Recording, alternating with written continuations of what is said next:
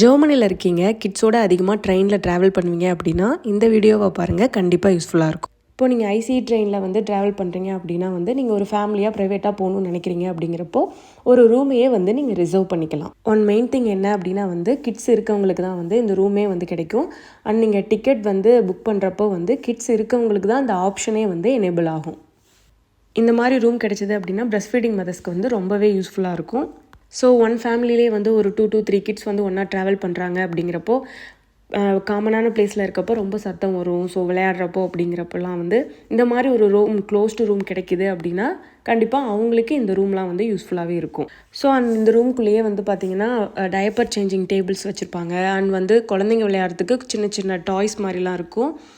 And வந்து நீங்கள் வந்து உங்களோட லக்கேஜ் எல்லாமே வந்து இந்த ரூம்குள்ளேயே வந்து வச்சுக்கலாம். ஸோ இந்த ரூம் கண்டிப்பாக வேணும் அப்படின்னா நீங்கள் டிக்கெட் புக் பண்ணுறப்பவே எவ்வளோக்குள்ளோ சீக்கிரம் புக் பண்ண முடியுமோ அவ்வளோக்குள்ளோ நீங்கள் வந்து ரிசர்வ் பண்ணிக்கணும்.